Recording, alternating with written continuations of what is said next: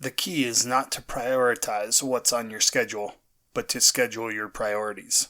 Stephen Covey. Tell me if this sounds familiar. You are on a diet and it's going really well. You are eating healthy and maybe even working out some. You take a carefully planned list to the grocery store to buy all the food that you'll need for the week. While you're there, you pick up bananas, different items for salads, and some lean meat for proteins. Out of habit, you go down the aisle with your favorite chips or cookies, those irresistible ones that you know that you shouldn't buy. You think to yourself, I've been good.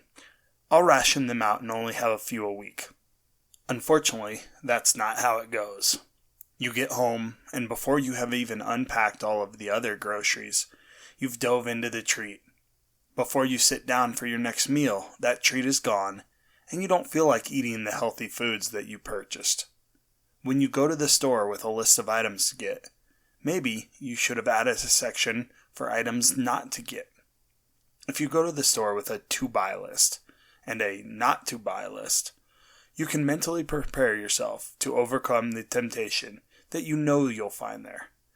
The idea of a not-to-do list has a ton of other applications. Work, for example. You have 3 things to do on your to-do list for a given day at work. These are the items that you know that will get you the results that you want, but they are also probably the hardest and most demanding things to do. Our brains are very good at avoiding these harder items, in favor of what most of us would refer to as busy work. Checking email, research, updating your calendar, and checking on sales figures or analytics for last week, all just busy work. What if you went to work with a to-do list and a not-to-do list? If you find yourself wanting to check email, update your calendar, or something else that is not included on your to-do list, you can add it on your not-to-do list and direct your focus back to where it should be. Maybe even change the names of the list to something you like. List Alpha and List Beta, List Priority, and If I Have Time, whatever works for you. I like applying this system to my goals as well. Let's say that my goal is to lose 50 pounds. I make a list of all the things that I want to do to help myself reach this goal. I wrote down things like walk 10,000 steps each day, work out 3 times a week, drink 96 ounces of water, and eat fruits and vegetables. Sounds great, right?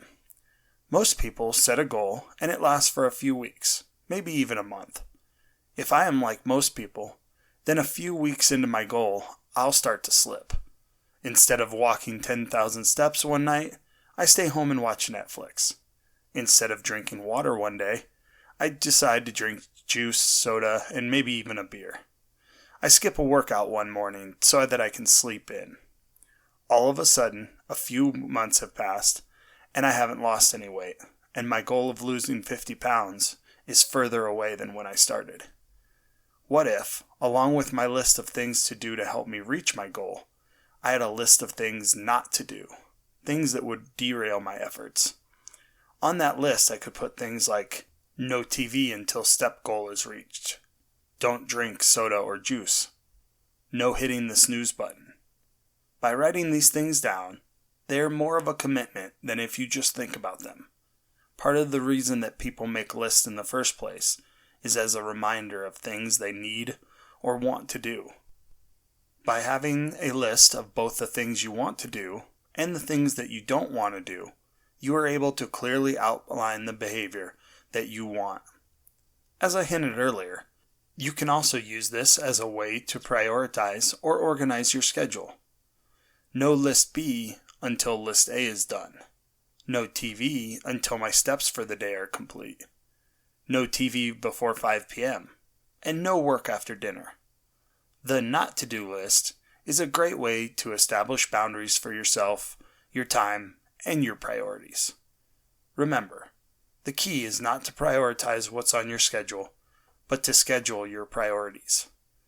While the not to do list may sound like more work, or even a little silly, it is another tool that you can try out. It may work great for you while setting and attaining goals, but really poorly for scheduling your time. Experiment with it to find out how to use it to better your life. We hope that you liked the video.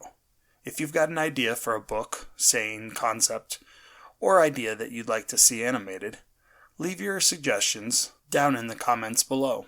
And while you're down there, please hit that thumbs up button and subscribe to the channel, both to help us grow and reach more people with our video.